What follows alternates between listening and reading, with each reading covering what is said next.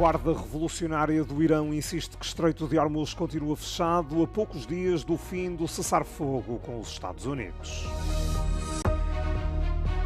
Forças de defesa israelitas acusam o Hezbollah de violar o cessar-fogo de 10 dias.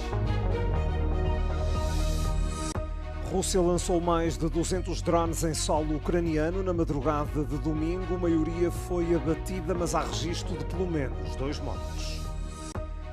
Ataque a tiro em Kiev causa 6 mortos e 14 feridos. Atirador, nascido na Rússia, fez reféns e foi abatido pela polícia. Ruman Radev resolve impasse búlgaro e vence legislativas com maioria absoluta. Foi a 8ª eleição do género em 5 anos no país.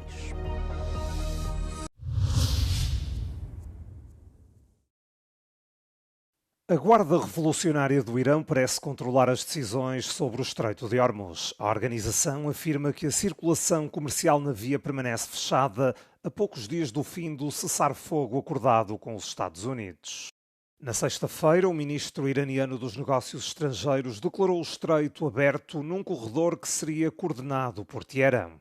Mas no sábado, os guardas da Revolução anunciaram ter colocado de novo esta passagem marítima sob controlo militar rigoroso. Será assim, salientaram, até que os Estados Unidos levantem o bloqueio aos portos iranianos. This passage is just 30 kilometers wide at its narrowest, yet around 20% of the world's oil and gas flows through it. There is no margin for error here. Negotiations have stalled, and as diplomacy slows, pressure on the water is increasing. Because what happens here will not stay here. The consequences will move through energy markets, through supply chains, and into the economies.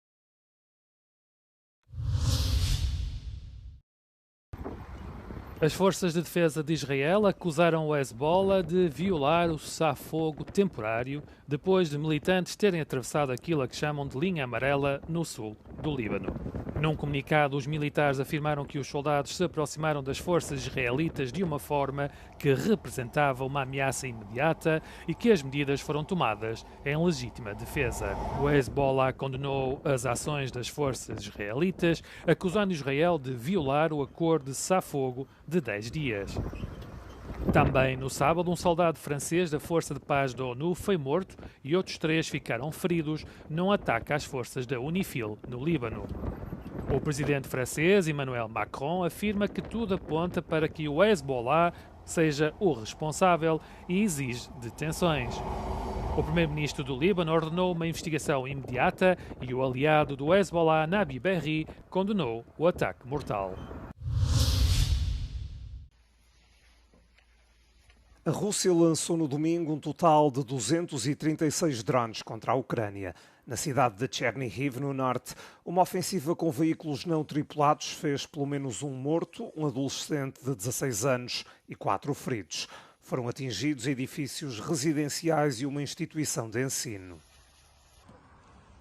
Em Kherson, no sul, um homem de 56 anos morreu depois de o carro onde seguia ter sido alvo de um ataque russo.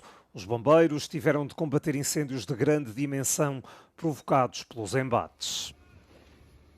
Em Shostka, na região de Sumy, várias casas foram visadas. A Ucrânia respondeu e atacou uma fábrica de drones na cidade russa de Taganrog.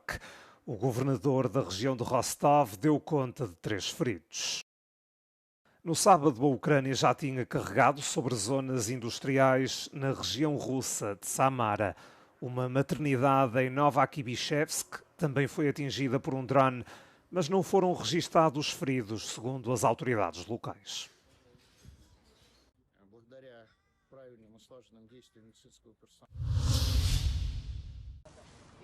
Um homem de 57 anos, armado com uma pistola automática, abriu fogo num bairro movimentado de Kiev no sábado.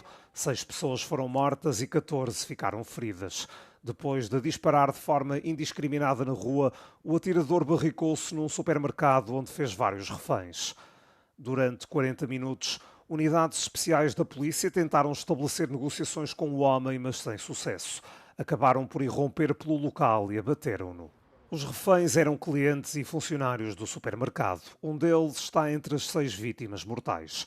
4 foram assassinadas na rua e uma outra acabou por morrer no hospital. O agressor não foi identificado pela polícia, mas mais tarde o presidente ucraniano Volodymyr Zelensky afirmou que o homem nasceu na Rússia e que incendiou o apartamento onde estava registado antes do ataque a tiro. Os serviços de segurança da Ucrânia descreveram os homicídios como um ato de terrorismo. Está já em curso uma investigação oficial ao incidente. Os búlgaros votaram no domingo nas 8º eleições legislativas em 5 anos e desta vez parece que o país está pronto para a mudança. Com mais de 60% dos votos contados, o partido Bulgária Progressista de Rumen Radev confirmou o favoritismo.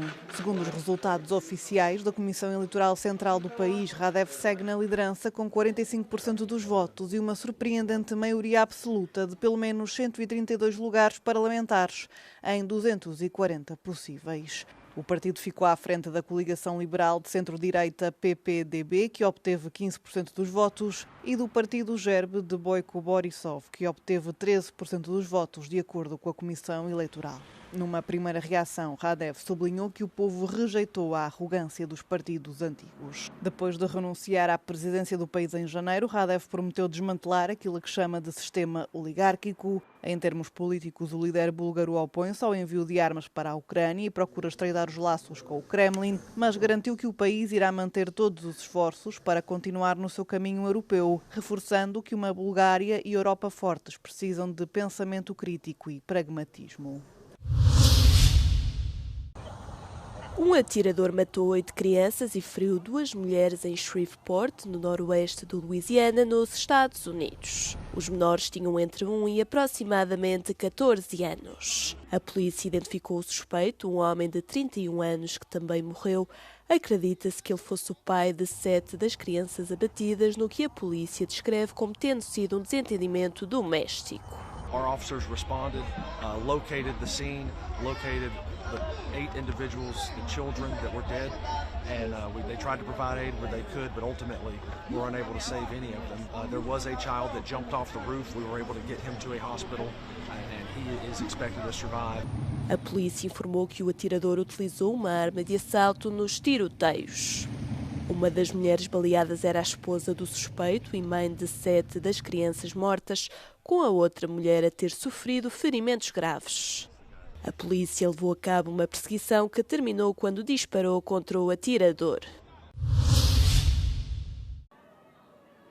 O Papa Leão XIV esteve no santuário de Mamamushima para celebrar a oração do Rosário, um importante santuário católico a sul de Luanda, no seu segundo dia da visita a Angola. Embora seja hoje o santuário católico mais popular do sudoeste africano, a história deste local remonta ao papel da Igreja Católica no comércio de escravos, assim como dos batismos forçados de pessoas escravizadas e do que alguns estudiosos dizem ser a recusa contínua da Santa Sé em reconhecê-lo plenamente. No início do dia, o Papa Leão XIV celebrou uma missa perante cerca de 100 mil pessoas em Quilamba, nos arredores da capital, e procurou, mais uma vez, encorajar os angolanos. O Papa considerou o cessar-fogo no Líbano entre Israel e Hezbollah como um sinal de esperança que, segundo rezou, traria a paz duradoura ao Médio Oriente. A paragem do Papa Leão em Angola é a terceira etapa da sua digressão por 4 países, que inclui a Argélia, a Angola e os Camarões. A sua última paragem será na Guiné Equatorial.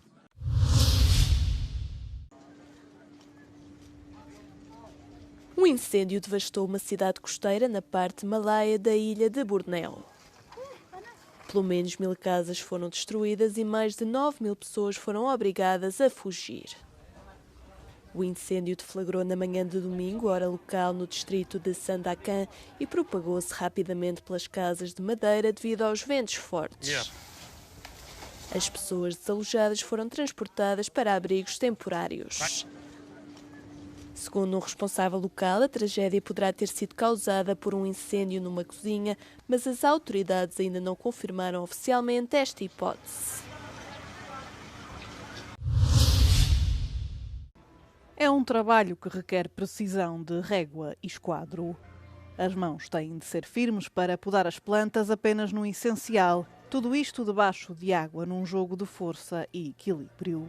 É o que acontece quando se mergulha literalmente no mundo de Takashi Amano para manter a visão do criador. A exposição temporária Florestas Submersas conta já 11 anos, graças ao trabalho dos aquaristas que todos os dias mantêm este aquário em plenas condições, somando cerca de 11.000 horas de mergulho especializado. Algo impensável e nenhum outro aquário tem este número de quantidade de horas de trabalho dentro d'água. É um aquário de 40 metros, não podemos esquecer disso. É o maior Nature Aquarium do mundo ainda.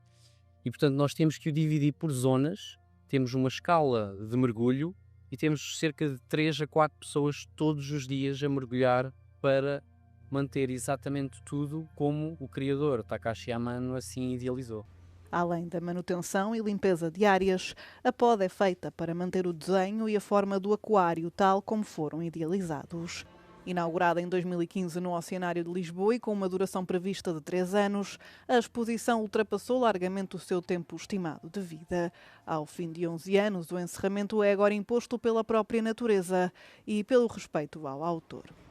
Se estivéssemos a prolongar durante este aquário mais tempo, poderíamos estar a transgredir a visão do próprio autor do aquário, porque ao longo do tempo o aquário vai se modificando e, portanto, não seria um pouco desrespeitoso se nós quiséssemos estender por tempo indeterminado.